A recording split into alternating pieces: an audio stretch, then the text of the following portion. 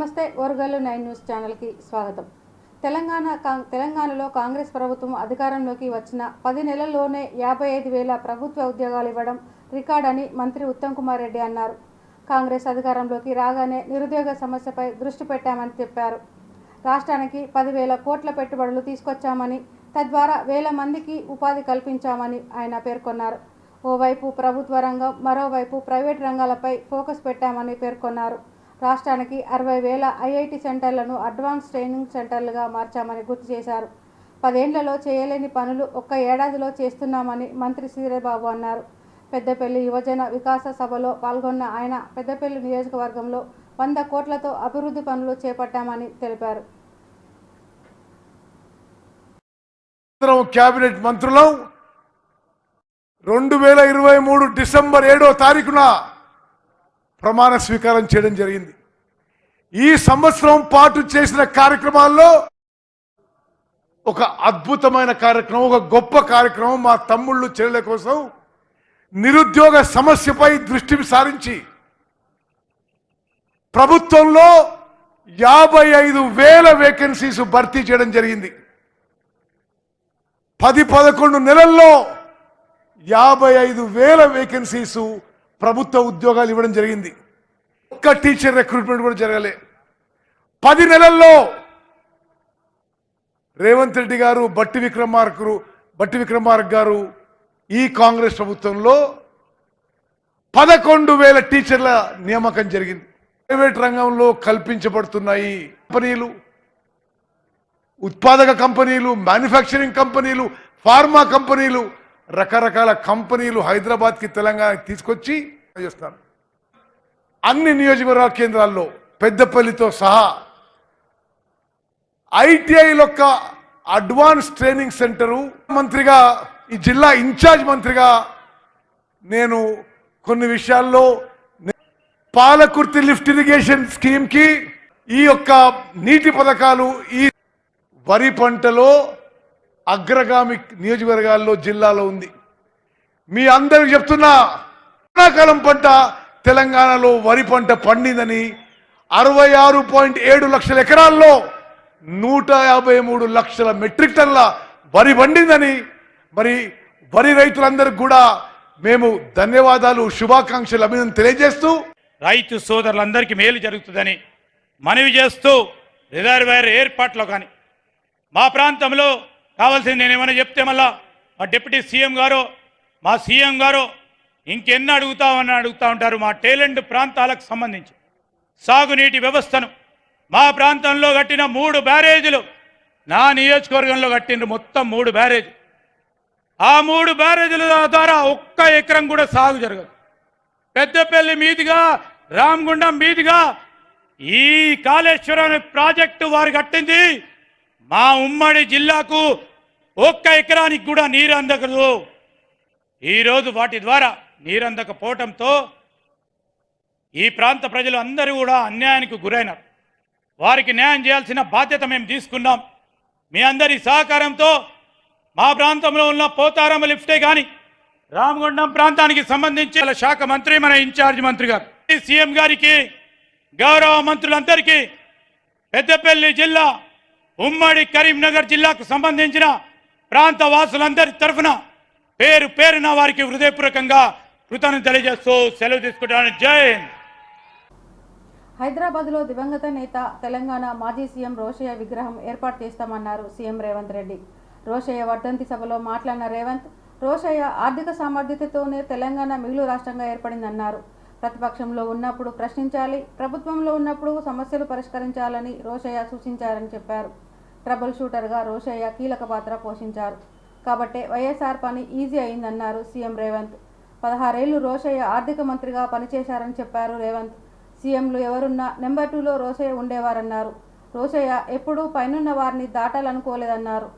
మండలిలో రోషయ్యను ఎదిరించి మాట్లాడేవారని, ఆయన తన ఛాంబర్కు పిలిచి సలహాలు, సూచనలు ఇచ్చేవారని రేవంత్ చెప్పారు.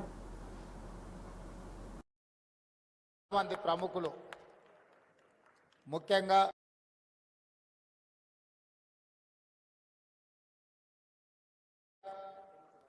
ఉమ్మడి రాష్ట్రంలో మాతో పాటు శాసనసభ్యులుగా పనిచేసిన మిత్రులు 2007లో నాకు సూచన చేశారు. వారు ఇచ్చిన సూచనను ఆనాడు నేను ప్రతిపక్షంలో ఉన్నా.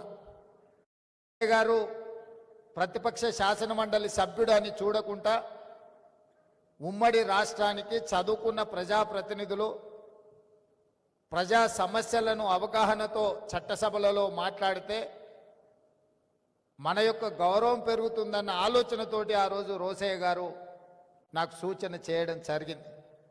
వారి సూచనతో చదువుకొని వారికే ఇబ్బందికరమైన పరిస్థితులు కల్పించే విధంగా శాసన మండలిలోనే సూచన ప్రకారం చదువుకోవడం ద్వారా సమస్యల పట్ల అవగాహనతో కూడుకున్న ప్రసంగాలు చేస్తే అవి సమస్యలను పరిష్కరించడానికే కాకుండా ప్రభుత్వాన్ని ఇరుకున పెట్టడానికి ఉపయోగపడతాయి. మంత్రిగా ఎవరైనా అద్భుతంగా రాణించవచ్చని నేను ప్రగాఢంగా నమ్ముతున్నా.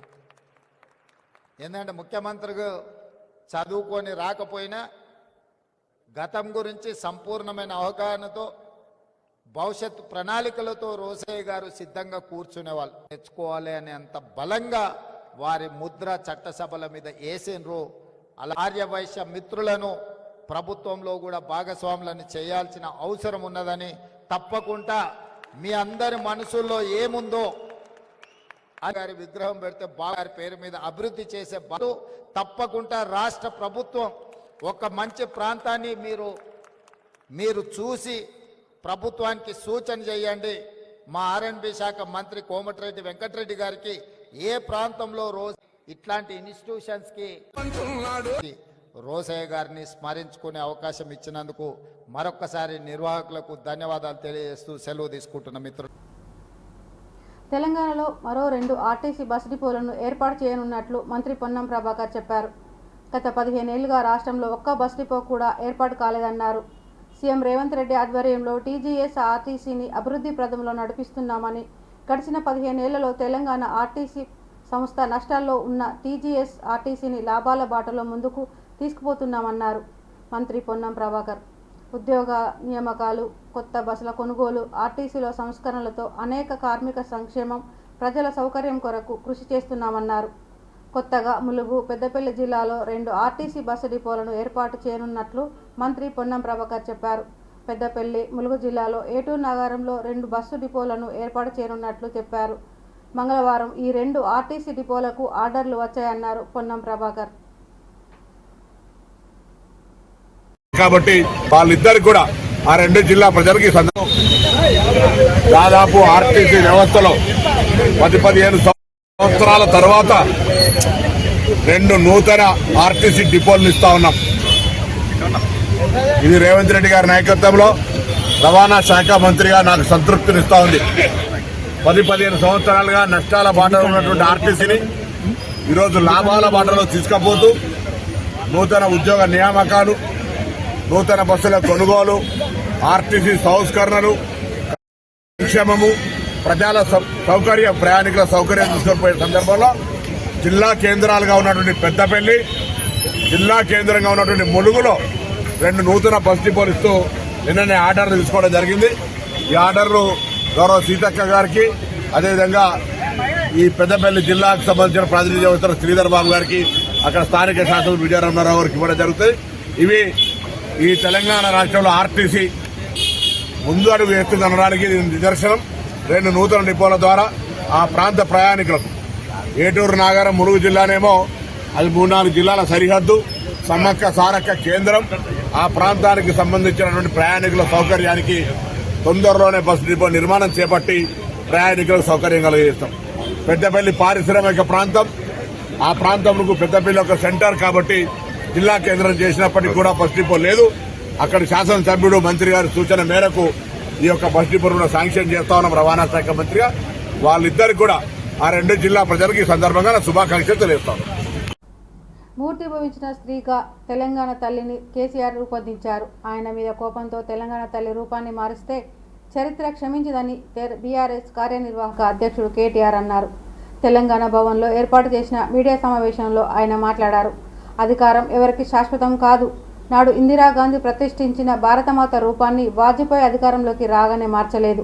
దేశంలో ఎన్నో చోట్ల అధికార మార్పిడి జరిగింది. తెలంగాణ తల్లి విగ్రహ రూపం మారలేదు, కన్నడ మాత విగ్రహం రూపం మారలేదు. కానీ ముఖ్యమంత్రి కేసీఆర్ మీద కోపంతో తెలంగాణ తల్లి రూపాన్ని మార్చే ప్రయత్నం చేస్తున్నారని కేటీఆర్ అన్నారు. జోసెఫ్ గోబెల్స్ని ఆదర్శంగా తీసుకొని ఈ ముఖ్యమంత్రి ఆయన మంత్రివర్గం ఏదైతే ప్రయత్నం చేస్తున్నదో ఆ విషయంలో మళ్ళొక్కసారి ప్రజల దృష్టికి అదేవిధంగా మీడియా దృష్టికి ముఖ్యంగా రాష్ట్ర ఆర్థిక పరిస్థితి గురించి, అప్పుల గురించి కొన్ని విషయాలు మీతో చెప్పాలన్న సమావేశాన్ని ప్రత్యేకంగా చేరి హృదయపూర్వకంగా పరువును గంగలో కలిపినట్టు రాష్ట్రం దివాలా తీసిందని దివ్యంగా ఉన్న రాష్ట్రం మీద దివాలా తీసిందని ఆరోపణలు చేసే ఒక దివాలాకోరు ముఖ్యమంత్రి మనకు ఉండడమే ఇవాళ నిజంగా కూడా మనం చేసుకున్న దురదృష్టం. టెన్షన్ డైవర్షన్ టెక్నిక్లు, మీడియా మేనేజ్మెంట్ టెక్నిక్లు తప్ప నువ్వు చేసింది ఏంది రేవంత్ రెడ్డి నేను అడుగుతా ఉన్నా. ఇవాళ నేను అందుకే సూటిగా అడిగేది, అప్పుల చాటున అప్పులు అప్పులు అప్పులు అంటే తప్పుడు కూతల మాటున మళ్ళొక్కసారి నీ అసమర్థతను కప్పిపుచ్చుకునే ప్రయత్నం చేస్తే ఊరుకోము, వదిలిపెట్టం. అందుకే వాస్తవాలు చెప్పడానికే ప్రజలకు ఈ ప్రెస్ మీట్ పెట్టా, నేను తిట్టడానికి కాదు. చెప్తా ఉన్నారు కాబట్టి అందుకే మేము అనేది, ఇవాళ నువ్వు 20,000 కోట్లతో ముగించినా అని చెప్తున్నావు. ఆ 20,000 కూడా పడలే, 20,000 కోట్లు కూడా పడలే. నీ బట్టి విక్రమార్క నీ ఫైనాన్స్ మినిస్టర్ చెప్తున్న ప్రకారమే 11-12,000 కోట్లు దాటలే. ఇది వాస్తవం. రేవంత్ రెడ్డి హత్యలే. మన ఇవి సమాధానాలు. ఆర్బీఐ లెక్కలు, సోషియో ఎకనామిక్ సర్వే లెక్కలు. నా అభివృద్ధి పనుల మీద పెట్టే వ్యయం రూపాయి ఉంటే ఎంత? తెలంగాణలో మేము చేసిన మొత్తం నికర ఖర్చులో 10 ఏళ్లలో అభివృద్ధి కోసం పెట్టిన ఖర్చు 74% పెన్షన్లకే పోతుంది. అది కూడా మీకు తెలవాలి. రెవెన్యూ రిసీట్స్ అంటే ఏంది? రాష్ట్రం యొక్క సొంత ఆదాయం, రాష్ట్ర సొంత రెవెన్యూ, సొంత ఆదాయం మైనస్ జీతాలు, భత్యాలు, వడ్డీలు, సబ్సిడీలు పోతే హైయెస్ట్ ఫిజికల్ ప్రూడెన్స్ ఉన్న రాష్ట్రాల్లో తెలంగాణ ఒకటి. అత్యల్పంగా డెట్ జిఎస్డిపి ఉన్న రాష్ట్రాల్లో కింది నుంచి ఉంటాం మనం 4వ-5వ స్థానంలో. 72,658 కోట్లు. ఆనాడు బడ్జెట్ ఎంత, ఈరోజు బడ్జెట్ ఎంత? 2000 మీరు ఒక ఆనాడు ఈనాడు చూస్తే ఇంకొక మాట, నేను ఇక్కడ మొత్తం ఈ ఫిజికల్ ఇయర్లో దాటిపోయినాం ఎప్పుడో 1,00,000 కోట్లు. అంటే 56 నుంచి 2014 వరకు ఎంత అయితే అప్పు జరిగిందో అంతకంటే ఎక్కువ ఒక సంవత్సరంలో చేసిన గనుడు ఇవో రేవంత్ రెడ్డి. జగదీష్ రెడ్డి గారు ముఖ్యమంత్రిగా కేసీఆర్ గారు తీసుకున్న నిర్ణయం 4,000 పైచిల్కు మెగావాట్ల అల్ట్రా మెగా పవర్ ప్రాజెక్ట్ కట్టాలనే దామర్చల్లో తీసుకున్న నిర్ణయం సహేతుకం, సరైనది అని ఇవాళ మా నిర్ణయం కరెక్ట్ అని చెప్పి ప్రకృతి కూడా చెప్తా ఉన్నది. ఇంత చేసినవా తప్పుడు కూతలు. అందుకే జీవోలు అయిపోవు. ఈయననే చెప్పిండు ఒకసారి ఏదో మీటింగ్లో, 4 ముందు ఈ పీకుడు గలందరూ ఎక్కడ పోయినారు. నాకు ఎంత గమ్మత్ అనిపించింది అంటే నిన్న చూస్తే సన్నాలకు బోనస్ ఇచ్చినవని సన్నాసి మాటలు మాట్లాడుతుండు. దడబట్టుకుంది అక్కడ 2 పంటలు పండే land. So Revanth Reddy needs to know that running a government is not like running a real estate business. పంజాబ్లో కాల్పులు కలకలం సృష్టించాయి. అమృత్సర్లోని స్వర్ణ దేవాలయం ఎంట్రీ దగ్గర పంజాబ్ మాజీ డిప్యూటీ సీఎం శిరోమణి అకాలీదళ్ అధినేత సుఖ్బీర్ సింగ్ బాదల్పై ఓ వ్యక్తి కాల్పులు జరిపాడు. అసలేం జరిగిందంటే సుఖ్బీర్ సింగ్ బాదల్ అమృత్సర్లోని గోల్డెన్ టెంపుల్లో శిక్షను అనుభవిస్తున్నారు. సిక్కుల తాత్కాలిక పరమైన సంస్థ అకాలీ తఖ్త్ ఆయనకు పలు మతపరమైన శిక్షలు విధించింది. అందులో భాగంగానే వీల్చైర్లో గోల్డెన్ టెంపుల్కు వచ్చి ఆయన ఎంట్రీ వద్ద మెడలో పలకను ధరించి చేతిలో ఈటెను పట్టుకొని సేవాదర్ శిక్షను అనుభవిస్తున్నారు.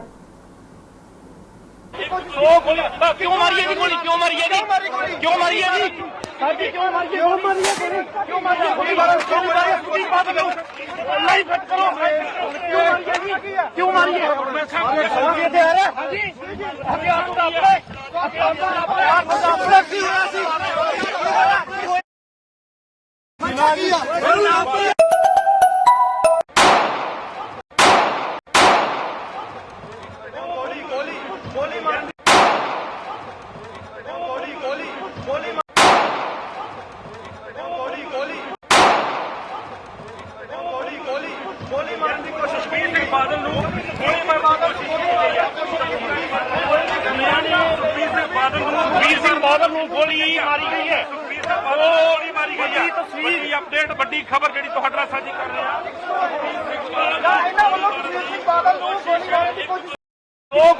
क्यों मारी है गोली? क्यों मारी है? क्यों मारी है?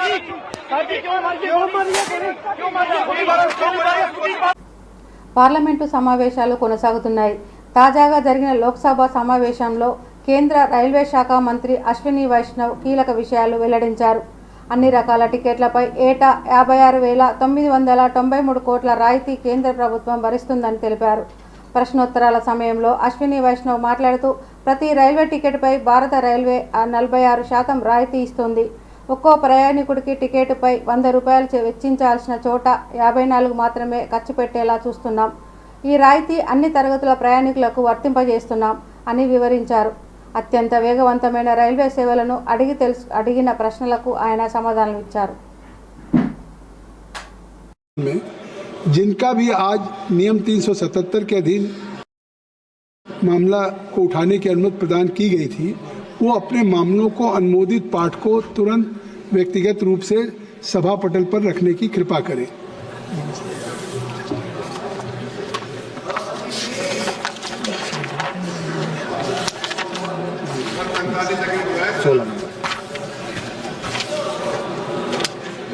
माननीय रेल मंत्री जी, माननीय अध्यक्ष महोदय, आपकी अनुमति से रेलवे संशोधन विधेयक 2024 इस महान सदन में विचार के लिए प्रस्तुत करता हूं.